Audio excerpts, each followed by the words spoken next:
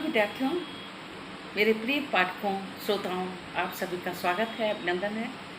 जैसा आप जानते हैं कि हम लोग प्रेमचंद्र जी के द्वारा लिखी गई उपन्यास गोदान को सुन रहे हैं, पढ़ रहे हैं। उसका आज हम 9वां भाग सुनेंगे। 8वें भाग में हमने जाना कि होरी जो अपने मित्र भोला से गाय लाता है, भूसा के बदले देता है, वो उससे घर और परिवार में खुशियाँ छा जाती हैं। सब बहुत प्रसन्न हैं, परंतु उसके भाई जो हैं वो ईर्ष्या करते हैं। तो एक दिन हीरा जो है उसको जहर दे देता है और जब ये गांव में सब तरफ बात फैल जाती है, गाय मरी पड़ी है, पुलिस भी आ जाती है, सब हो जाता है, तो हीरा उधर गांव छोड़कर भाग जाता है। उसकी बहुत खोजबीन करता है होरी, परंतु वो मिलता नहीं है। समय बीतता है। इधर गोबर, जिसकी जान पहचान जुनिया से होती है, जब वो गाय लेने जाता है बोला के यहाँ, बोला की बेटी होती है विधवा, उससे तो वो उससे प्रेम प्रसंग शुरू होता है दोनों का। और जो कोई सोच नहीं पाया था वो गोबर करता है कि दोनों में प्रेम प्रसंग के चलते जो जुनिया होती है वो माँ बनने वाली है और वो विवाह करने को कहती है, घर जाने को कहती है, तो रोती रहती है। तो गोबर समझाता है कि तू माँ के पास चली जा, माँ कुछ नहीं कहेंगी, घर चल। और वो रास्ते में जब घर पास आ जाता है तो वो छोड़ करके उसको गायब हो जाता है। अब जुनिया जो है वो माँ बनने वाली थी, कहाँ जाए, तो वो अपनी जो गोबर की माँ थी धनिया, उसके घर चली जाती है। धनिया बहुत परेशान, वो होरी को बुला कर लाती है और बहुत भला बुरा भी कहती है, क्रोधित होती है, लेकिन फिर उसको दया आती है कि ये कहाँ जाएगी, इसका पिता इसे रखेगा नहीं, भाई उसके मारने मरने को तैयार घूम रहे हैं, तो फिर उसे नहीं निकाल पाती है। समाज के जो लोग थे बहिष्कृत कर देते हैं, कहते हैं कि ऐसे तो और भी जो विधवा हैं वो भी ऐसे ही करेंगी लड़कियां, तो वो इसको स्वीकार नहीं करते हैं और इनका हुक्का पानी बंद कर देते हैं, हीरा और धनिया का जो परिवार होता है। तो चलिए, यही कहानी जो शॉर्ट में हमने आरंभ की थी, ये और रोचक ढंग से लेखक ने अपने शब्दों में व्यक्त किया है। चलिए सुनते हैं। गोदान उपन्यास का 9वां भाग हम सुनते हैं। हीरा का कहीं पता न चला। दिन गुजरते जाते थे। होरी से जहाँ तक दौड़ धूप हो सकी कि फिर हार कर बैठ गया। खेती बाड़ी की भी फिक्र करनी थी। अकेला आदमी क्या क्या करता। अब अपनी खेती से ज़्यादा फिक्र थी पुनिया की खेती की। पुनिया अब अकेली होकर भी और प्रचंड हो गई थी। होरी को अब उसकी खुशामद करते बीती थी। हीरा था तो पुनिया को दबाए रहता था। उसके चले जाने पर अब पुनिया को कोई अंकुश न रह गया था। होरी की पट्टीदारी हीरा से थी, पुनिया अबला थी, उससे वो क्या तानातनी करता। पुनिया उसके स्वभाव से परिचित थी और उसकी सज्जनता का उसे खूब दंड देती थी। खैरियत यही हुई कि कारकुन साहब ने पुनिया से बकाया लगान वसूल करने की कोई सख्ती ना की, केवल थोड़ी सी पूजा लेकर राजी हो गए। नहीं तो होरी अपने बकाया के साथ उसका बकाया चुकाने के लिए भी कर्ज लेने के लिए तैयार था।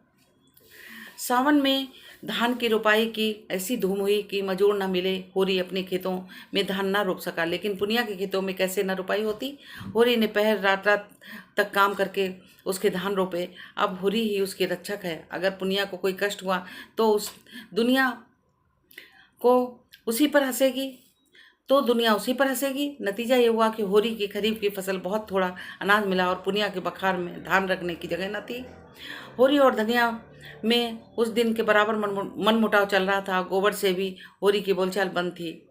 माँ बेटे ने मिलकर उसका बहिष्कार कर दिया था। अपने घर की परदेसी बना हुआ था। दो नावों पर सवार होने वालों की जो दुर्गति होती है वही उसकी हो रही थी। गांव में भी उसका उतना ही आदर न था। धनिया ने अपने साहस से स्त्रियों का ही नहीं पुरुषों का नेतृत्व भी पार कर लिया था। महीनों तक आसपास के इलाके में इस कांड की खूब चर्चा रही, यहाँ तक कि वह एक अलौकिक रूप तक धारण करता जाता था। धनिया नाम है उसका जी, भवानी का इष्ट है उसे।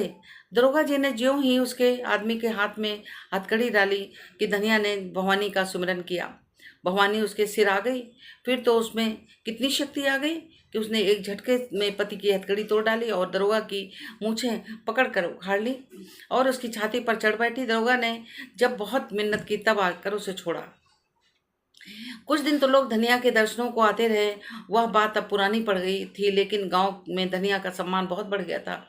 उसमें अद्भुत साहस था और समय पड़ने पर वो मर्दों के भी कान काट सकती थी। मगर धीरे धीरे धनिया में एक परिवर्तन आ रहा था।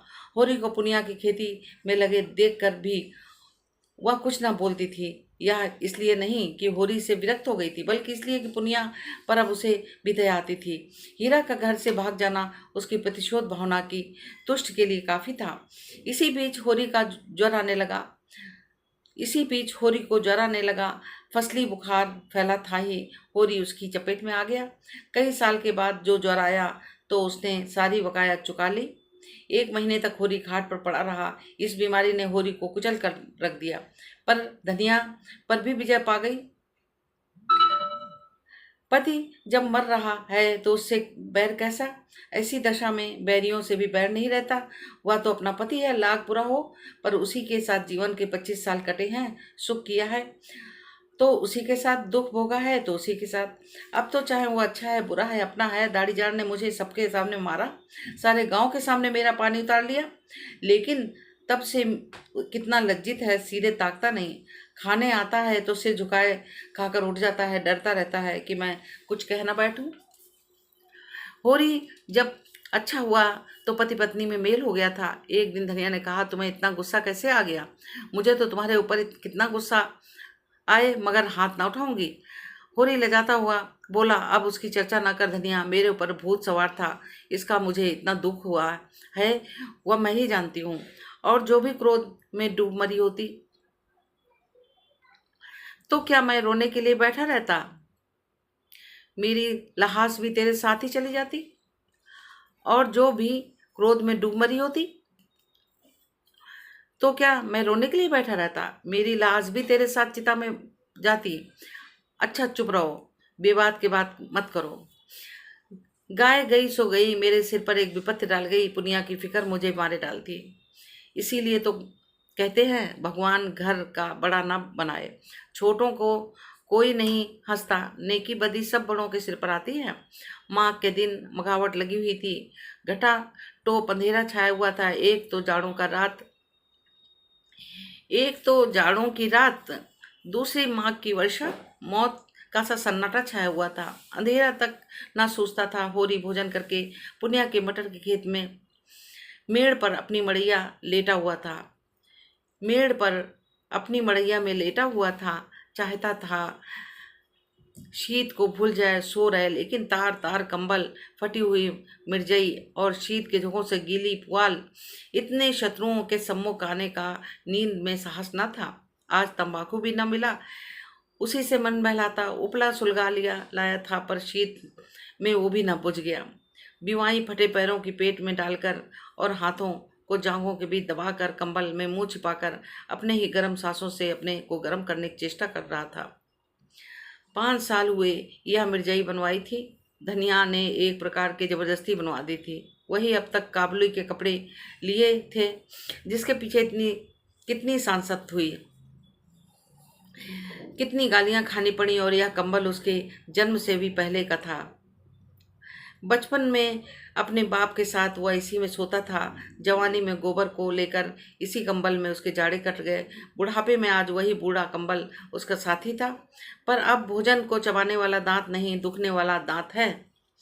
जीवन में ऐसा तो कोई दिन नहीं आया कि लगान और महाजन को लेकर कभी कुछ बचा हो।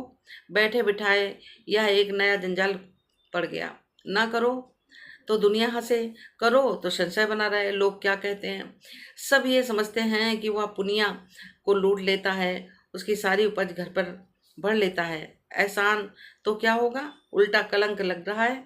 उधर भोला कई बार याद दिला चुके हैं, कहीं कोई सगाई का डॉल करो, अब काम नहीं चलता। शोभा उससे कई बार कह चुका है कि पुनिया के विचार उसकी ओर से अच्छे नहीं हैं। न हो पुनिया की गृहस्थी तो उसे संभालनी ही पड़ेगी, चाहे हंसकर संभाले या रोकर। धनिया का दिल भी अभी तक माफ नहीं हुआ, धनिया का दिल भी अभी तक साफ नहीं हुआ, अभी तक उसके मन में मलाल बना हुआ है। मुझे अब आदमियों के सामने उसका मारना ना चाहिए था, जिसके साथ 25 साल गुजारे उसे मारने, या वह भी सारे गांव के सामने मेरी नीचता थी। लेकिन धनिया ने भी तो मेरी आबरू उतारने में कोई कसर ना छोड़ी। मेरे सामने कैसा कतरा कर निकल जाती है, जैसे कभी की जान पहचान ही नहीं। कोई बात कहनी होती है तो सोना है रुपस कहलाती है। देखता हूँ उसकी साड़ी फट गई है, मगर कल मुझसे कहा भी तो सोना की साड़ी के लिए, अपनी साड़ी का नाम तक ना लिया। सोना की साड़ी अभी तो 1-2 महीने थेगलियाँ लगा कर चल सकती है, इसकी साड़ी में मारे पेबंदों की बिल्कुल कथरी हो गई है। और फिर मैं कौन उसका मुनहार कर रहा हूँ। अगर मैं ही उसके मन की बात अगर मैं ही उसके मन की 2-4 बातें करता रहता तो कौन छोटा हो जाता। यही होता, वह थोड़ा सा अद्रावन कराती, 2-4 लगने वाली बातें कहती तो क्या मुझे चोट लग जाती। लेकिन मैं बुढ़ा होकर भी उल्लू बना रहा। वह कहो वह तो कहो इस बीमारी ने आकर उसे नरम कर दिया, नहीं तो जाने कब तक मुंह फुलाए रहती। आज इन दोनों में जो बातें हुई वह मानो भूखे के का भोजन थी। वह दिल से बोली थी। होरी गदगद हो गया। उसके जी में आया उसके पैरों पर सिर रखकर कहे, मैंने तुझे मारा, ले मैं सिर झुका लेता हूँ, जितना चाहे मार ले, जितना गालियाँ देना हो दे ले।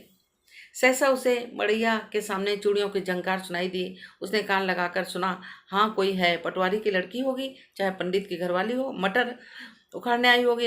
ना जाने क्यों इन लोगों की नीयत इतनी खोटी है। सारे गांव में अच्छा पहनते हैं, सारे गांव के अच्छा खाते हैं, घर में हजारों रुपए गड़े हैं, लेन देन करते हैं, ड्योढ़ी सवाई चलाते हैं, घूस लेते हैं, दस्तूरी लेते हैं, एक ना एक मामला खड़ा करके हमा सुमा को पीसते ही रहते हैं। फिर भी नियत का यह हाल, बाप जैसा होगा वैसी ही संतान होगी।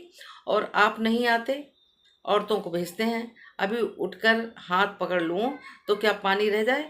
नीच कहने को नीच है, जो ऊंचे हैं उनका मन तो नीचा ही है। औरत जात का हाथ पकड़ते भी नहीं बनता। आंखें देखकर मक्खी निगलनी पड़ती है। उखाड़ ले भाई, जितना तेरा जी चाहे, समझ ले मैं नहीं हूँ। बड़े आदमी अपनी लाज ना रखें, छोटों को तो उनकी लाज रखनी पड़ती है। मगर नहीं, वह धनिया है, पुकार रही है। धनिया ने पुकारा, सो गए कि जागते हो। होरी झटपट उठा और मड़ैया के बाहर निकल आया। आज मालूम होता है कि देवी प्रसन्न हो गई, उसे वरदान देने आई हैं। इसके साथ ही इस बादल बूंदी और जाड़े पाले में इतनी रात हो गए, उसका आना शंकाप्रद भी था। जरूर कोई न कोई बात हुई। बोला, ठंड के मारे नींद भी आती है, तू इस जाड़े पाले में कैसे आई, सब कुशल तो है। हाँ सब कुशल है।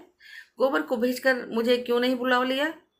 धनिया ने कोई उत्तर न दिया। मड़ैया में आकर पुआल पर बैठती हुई बोली, गोबर ने तो मुंह कालिक लगा दी है, उसकी करनी क्यों पूछते हो। जिस बात को डरती थी वह होकर रही। क्या हुआ, किसी से मारपीट कर बैठा। अब मैं क्या जानूं क्या कर बैठा, चलकर पूछो उसी रांड से। किस रांड से, क्या कहती है तू। बौरा तो नहीं गई। मैं बौरा क्यों जाऊंगी, बात ही ऐसी हुई है, छाती दुगनी हो जाए। होरी के मन में प्रकाश की एक लंबी रेखा प्रवेश किया। साफ साफ क्यों नहीं कहती, किस रांड को कह रही है, उस जुनिया को। और किसको, तो जुनिया क्या वहाँ यहाँ आई है, और कहाँ जाती, पूछता कौन। गोबर क्या घर में नहीं है। गोबर कहीं पता नहीं, जाने कहाँ भाग गया, इसे 5 महीने का पेट है। होरी सब कुछ समझ गया। गोबर को बार बार अहिराने जाते देखकर वह खटका था जरूर, मगर ऐसा खिलाड़ी न समझता था। युवकों में कुछ रसिकता होती है, उसमें कोई नई बात नहीं, मगर जिस रुई के गोले को वह नीले आकाश में हवा के झोंके से उड़ते देखकर केवल मुस्कुरा दिया था, वह सारे आकाश में छाकर उसके मार्ग को इतना अंधकार में बना देगा, यह तो कोई देवता भी ना जान सकता था। गोबर ऐसा लंपट, वह सरल गंवार जिसे वो अभी बच्चा समझता था, लेकिन उसे भोज की चिंता न थी, पंचायत का भय न था, दुनिया के घर में कैसे रहेगी इसकी चिंता उसे न थी। उसे चिंता थी गोबर की। लड़का लज्जाशील है, अनाड़ी है, आत्माभिमानी है, कहीं कोई नादानी न कर बैठे। घबरा कर जुनिया ने कुछ पूछा, नहीं, गोबर कहाँ गया? उससे कहकर ही गया होगा। जुनिया जुझला कर बोली, तुम्हारी अक्ल तो घास खा गई है, उसकी चहती तो यहाँ बैठी है, भागकर कहाँ जाएगा? यहीं कहीं छिपा बैठा होगा, दूध थोड़े ही पीता है जो खो गया। मुझे तो इस कलमुही दुनिया को चिंता है कि इसे क्या करूं। अपने घर में मैं क्षण भर भी नहीं रहने दूंगी। जिस दिन गाय लाने गया था उसी दिन मैं दोनों में ताकझाक होने लगी थी। पेट न रहता तो अभी तक बात ना खुलती, मगर जब पेट रह गया तो जुनिया लगी घबराने, कहने लगी, कहीं भाग चलो। गोबर टालता रहा, एक औरत के साथ लेके कहाँ जाए, कुछ ना सूझा।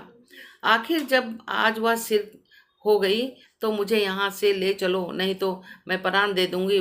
तो बोला, तू चलकर मेरे घर में रह, कोई कुछ ना बोलेगा, मैं अम्मा को मना लूंगा। यह गधी उसके साथ चल पड़ी। कुछ दूर तो आगे आगे आता रहा, फिर न जाने किधर सरक गया। यह खड़ी खड़ी उसे पुकारती रही। जब रात भीग गई, वह न लौटा तो भागी यहाँ चली आई। मैंने तो कह दिया, जैसा किया है उसका फल भोग। चुड़ैल ने लेके मेरे लड़के को चौपट कर दिया, तब से बैठी रो रही है, उठती नहीं, कहती है अपने घर में कौन मुंह लेकर जाऊं। भगवान ऐसी संतान से जो बांझ ही रखे तो अच्छा है। सवेरा होते होते सारे गांव में कांव कांव मच गया। ऐसा जी होता था माहौर खा लूं। मैं तुमसे कह देती हूँ, मैं अपने घर में नहीं रखूंगी। गोबर का रखना है अपने सिर पर रखे, मेरे घर में ऐसी छत्तीसियों के लिए जगह नहीं। और अगर तुम बीच में बोले तो फिर या तो तुम ही रहोगे या मैं ही रहूंगी। होरी बोला, तुझसे बना नहीं, उसे घर में आने ही ना देना चाहिए था। सब कुछ कह के हार गई, टलती ही नहीं, धरना दिए बैठी है। अच्छा चल, देखूं कैसे नहीं उठती, घसीट कर बाहर निकाल देता हूँ। दाढ़ी जार भोला सब कुछ देख रहा था, पर चुप्पी साधे बैठा था। बाप भी ऐसे बेहया होते हैं। वह क्या जानता था उसके बीच क्या खिचड़ी पक रही है? जानता क्यों नहीं था? गोबर दिन रात घेरे रहता था तो उसे उसकी आंखें फूट गई थी। सोचना चाहिए था ना कि यहाँ क्यों दौड़ दौड़ कर आता है। चल, मैं दुनिया से पूछता हूँ ना। दोनों मड़ैया से निकलकर गांव की ओर चले। होरी ने कहा, 5 घड़ी के ऊपर रात होगी। धनिया बोली, हाँ और क्या, मगर कैसा सोता पड़ गया। कोई चोर आए तो सारे गांव को मूस ले जाए। चोर चोर ऐसे गांव में नहीं आते हैं, धनियों के घर जाते हैं।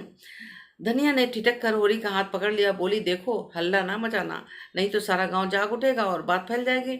होरी ने कठोर स्वर में कहा, मैं यह कुछ नहीं जानता, हाथ पकड़कर घसीट लाऊंगा और गांव के बाहर ला कर दूंगा। बात तो एक दिन खुलनी है, फिर आज ही क्यों ना खुल जाए। वह मेरे घर आई क्यों जाए जहाँ गोबर है? उसके साथ कुकर्म किया तो क्या हमसे पूछकर किया था? धनिया ने फिर उसके हाथ पकड़ा और धीरे से बोली, तुम उसका हाथ पकड़ोगे तो वो चिल्लाएगी, तो चिल्लाया करे। मुदा इतनी रात गए, अंधेरी सन्नाटे भरी रात में जाएगी कहाँ, ये तो सोचो। आप जहाँ उसके सगे हो, हमारे घर में उसका क्या रखा है? जाए जहाँ उसके सगे हों, हमारे घर में उसका क्या रखा है? हाँ, लेकिन इतनी रात गए, घर से निकालना उचित नहीं है। पाँव भारी है, कहीं डर डरा जाए तो आफत आ जाए। ऐसी दशा में कुछ करते धरते भी तो नहीं बनता। हमें क्या करना, मरे या जिए, जहाँ चाहे जाए, क्यों अपने मुंह में कालिख लगाऊं? मैं तो गोबर को भी निकाल कर बाहर करूंगा। धनिया ने गंभीर चिंता कहा, कालिख तो लगनी थी, वह तो अब लग चुकी, वह अब जीते जी नहीं छूट सकती। गोबर ने नौका डुबो दी। गोबर ने नहीं डुबाई, इसी ने है। वह तो बच्चा था, इसके पंजे में आ गया। किसी ने डुबाई, अब तो डूब गई। दोनों द्वार के सामने पहुंच गए। सहसा धनिया ने होरी के गले में हाथ डालकर कहा, देखो तुम्हें मेरी सौंह, उस पर हाथ ना उठाना, वह तो आप ही रो रही है। भाग की खोटी ना होती तो यह दिन क्यों आता। आंखें होरी की आर्द्र हो गईं। धनिया का यह मात्र स्नेह उस अंधेरे में भी जैसे दीपक के समान उसकी चिंता जर्जर आकृति को शोभा प्रदान करने लगी। दोनों ही के हृदय में जैसे अतीत यौवन सचेत उठा। होरी को इस गत यौना में भी वही कोमल हृदय बालिका नजर आई जिसने 25 साल पहले उसके जीवन में प्रवेश किया था। उस आलिंगन में कितना था वात्सल्य था, जो सारे कलंक, सारी बाधाओं और सारी मूलबंद परंपराओं को अपने अंदर समेट लेता था। दोनों ने द्वार पर आकर किवाड़ों के दराज से अंदर झांका। दीवट पर तेल की कुप्पी जल रही थी और उसके मध्यम आकाश में जुनिया घुटने पर सिर रखे द्वार की ओर मुंह किए अंधकार में उस आनंद को खोज रही थी जो एक क्षण पहले अपनी मोहिनी छवि दिखाकर विलीन हो गया था। वह आगत की मारी व्यंग बाणों से आहत और जीवन के आघातों से व्यथित किसी वृक्ष की छांव खोजती फिरती थी। उसे एक भवन मिल गया था जिसके आश्रय में वह अपने को सुरक्षित और सुखी समझ रही थी। पर आज वह भवन अपना सारा सुख विलास लिए अलादीन के राजमहल की भांति गायब हो गया था और भविष्य एक विकराल दानव के समान उसे निकल जाने को खड़ा था। एकाएक द्वार खुलते ही होरी को आते देखकर वह भय से कांपती हुई उठी और होरी के पैरों पर गिरकर रोती हुई बोली, दादा, अब तुम्हारे सिवा मुझे दूसरा ठौर नहीं, चाहे मारो चाहे काटो, लेकिन अपने द्वार से दूर दुराओ मत। होरी ने झुककर अपनी पीठ पर उसकी पीठ पर हाथ फेरते हुए प्यार से भरे स्वर में कहा, डर मत बेटी, डर मत। तेरा घर है, तेरा द्वार है, तेरे हम हैं। आराम से रह।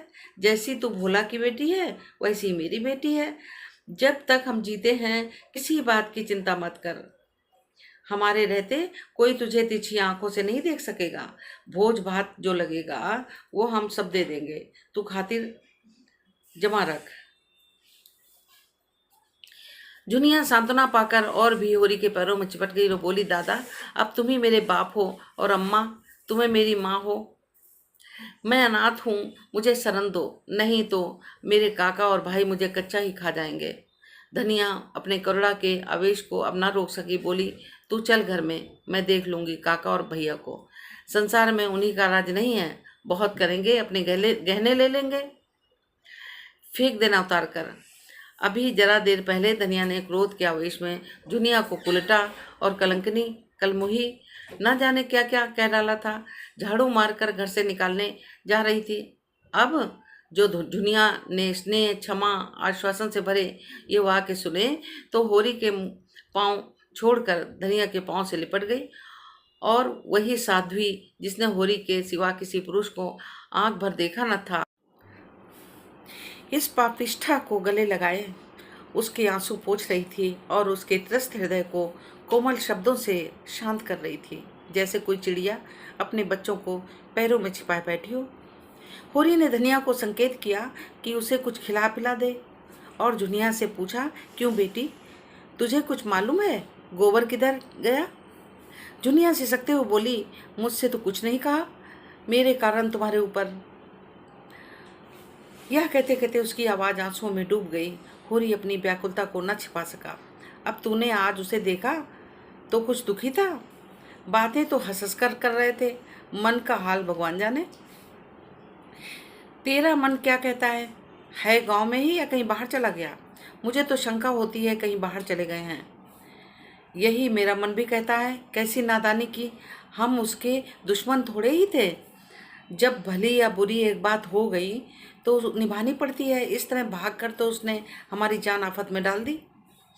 धनिया ने जुनिया का हाथ पकड़कर अंदर ले जाते हुए कहा, कायर कहीं का, जिसकी वहाँ पकड़ी उसका निबाह करना चाहिए कि मुंह में कालिक लगाकर भाग जाना चाहिए। अब तो आए तो घर में बैठने न दूँ। होरी वही पुआल पर लेटा गोबर कहाँ गया, यह प्रश्न उसके हृदयाकाश में किसी पक्षी की भांति मंडराने लगा। ऐसा असाधारण कांड पर गांव में जो हलचल मचनी चाहिए वह मची, महीनों तक मचती रही। जुनिया के दोनों भाई लाठियां लिए हुए गोबर को खोजते फिरते भोला ने कसम खाई कि अब न दुनिया का मुंह देखेंगे और न वो गांव का।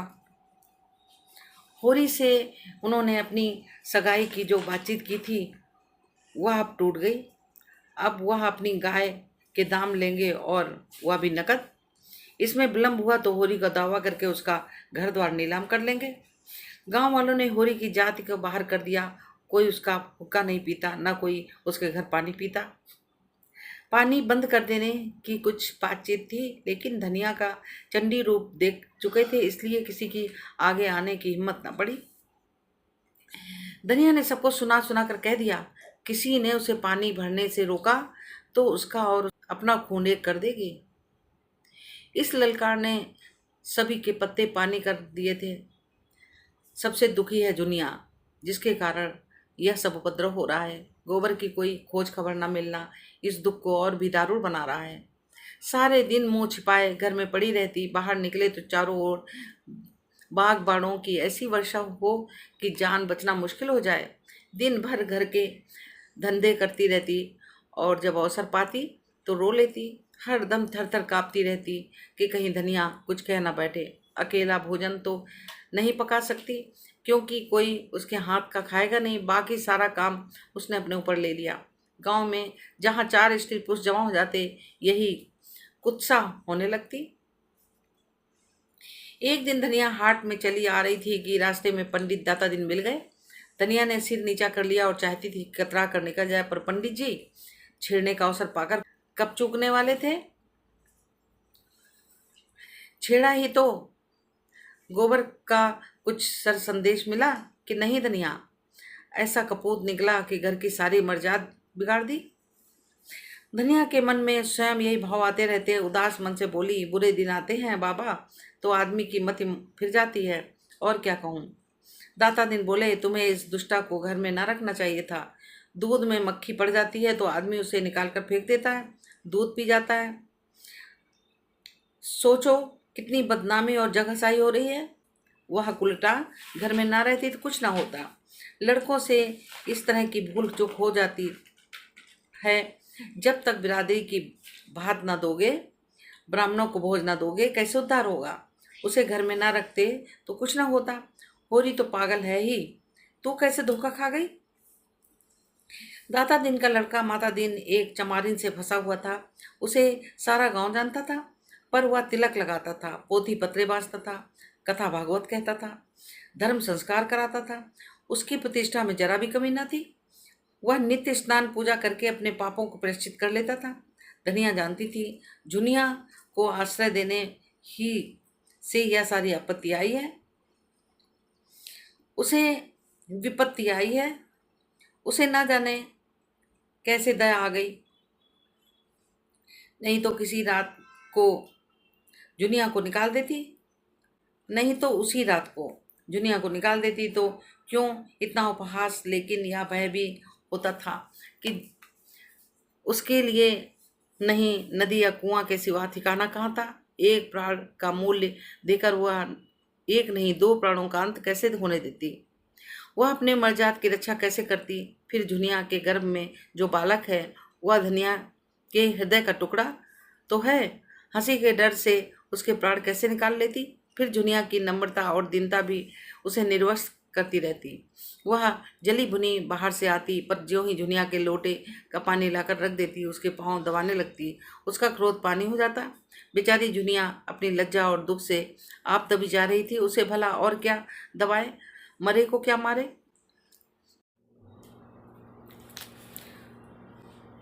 उसने तीव्र स्वर से कहा, हमको कुल प्रतिष्ठा इतनी प्यारी नहीं महाराज कि उसके पीछे एक जीवन की हत्या कर डालते।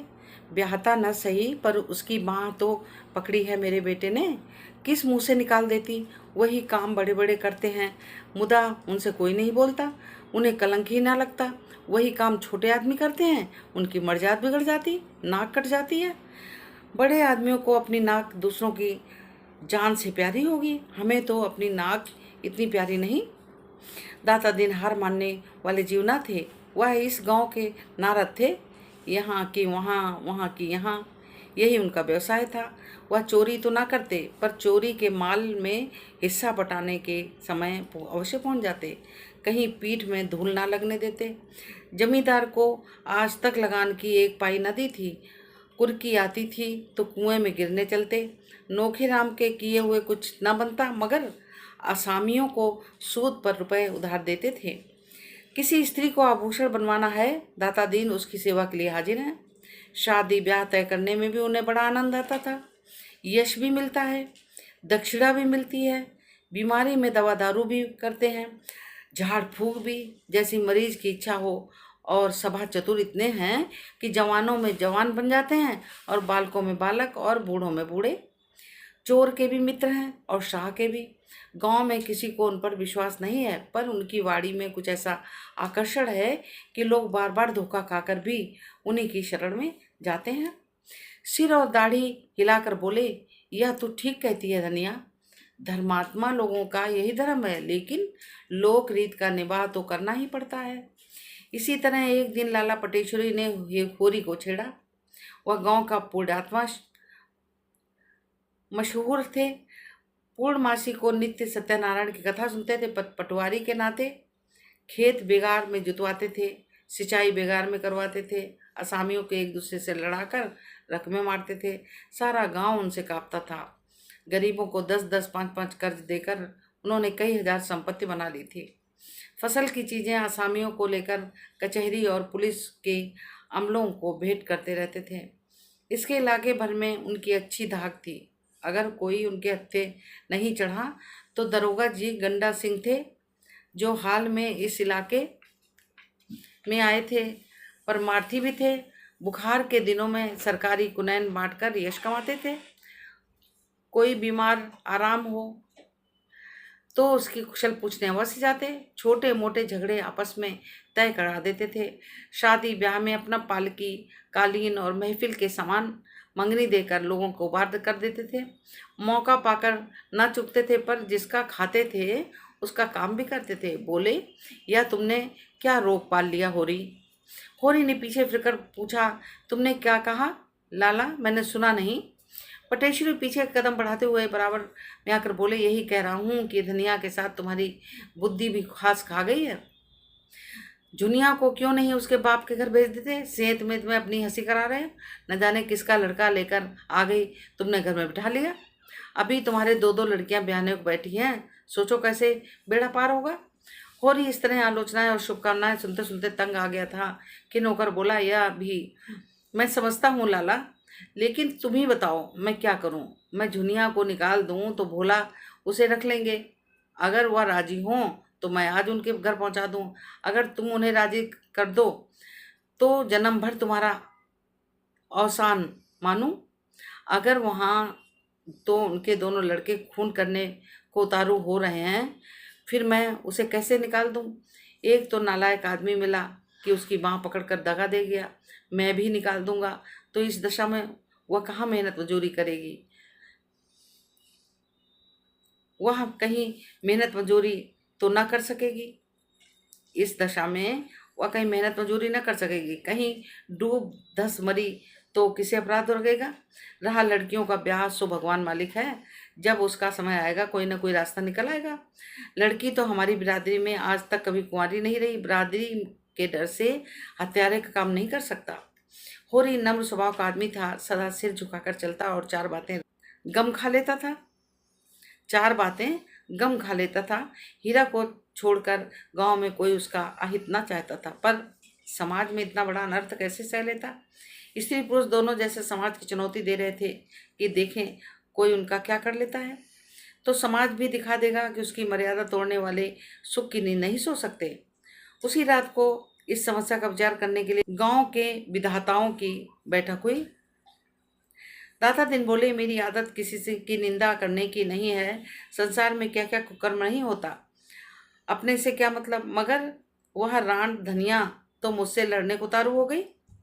भाइयों का हिस्सा दबाकर हाथ में 4 पैसे हो गए तो अब कुपथ के सिवा और क्या सूझेगी। नीच जात जहाँ पेट भर रोटी खाई और टेढ़े चले। इसी से तो शास्त्रों में कहा है, नीच जात लतियात अच्छा। पटेश्वरी ने नारियल का कष्ट लगाते हुए कहा, यही तो इनमें बुराई है कि 4 पैसे देखे और आंखें बदली। आज होरी ने ऐसी हेकड़ी जताई कि मैं अपना सब मुंह लेकर रह गया। न जाने अपने को क्या समझता है। अब सोचो, इस अनीति का गांव में क्या फल होगा। दुनिया को देखकर दूसरी विधवाओं का मन भड़केगा नहीं। आज भोला के घर ये बात हुई, कल हमारे तुम्हारे घर भी होगी। समाज तो भय के बल से चलता है। आज समाज को अंकुश जाता रहे, फिर देखो संसार में क्या क्या अनर्थ होने लगते हैं। जिंगरू सिंह 2 स्त्रियों के पति थे। पहली स्त्री 5 लड़के लड़कियां छोड़कर मरी थी। उस समय उनकी अवस्था 45 के लगभग थी, पर आपने दूसरा विवाह किया और उससे कोई संतान न हुई, तो तीसरा ब्याह कर डाला। अब उनकी 50 की अवस्था है और 2 जवान पत्नियां घर में बैठी हैं। उन दोनों के सब विषय में तरह तरह की बातें फैल रही हैं, पर ठाकुर साहब के डर से कोई कुछ नहीं कह सकता और कहने का अवसर भी तो हो। पति की आड़ में सब कुछ जायज, मुसीबत तो आपको है जिसे कोई आड़ नहीं। ठाकुर साहब स्त्रियों पर बड़ा कठोर शासन रखते हैं और उन्हें घमंड है कि उनकी पत्नियों का घूंघट किसी ने न देखा होगा, मगर घूंघट की आड़ में क्या होता है उसकी क्या खबर। बोले, ऐसी औरत तो सिर काट ले। होरी ने इस उल्टा को घर में रखकर समाज में विष बोया है। ऐसे आदमी को तो गांव में रहने नहीं देना चाहिए, सारे गांव को भ्रष्ट करना है। ऐसे गांव में रहने देना सारे गांव को भ्रष्ट करना है। राय साहब को इसकी सूचना देनी चाहिए, साफ साफ कह देना चाहिए कि अगर गांव में अनिति चली तो किसी को आबरू सलामत ना रहेगी। पंडित नोखेराम कारकुन बड़े कुलीन ब्राह्मण थे। उनके दादा किसी राजा के दीवान थे, पर अपना सब कुछ भगवान के चरणों में भेंट करके साधु हो गए थे। उनके बाप ने राम राम की खेती में उम्र काट दी। नोखेराम ने भी वही भक्ति तरके में पाई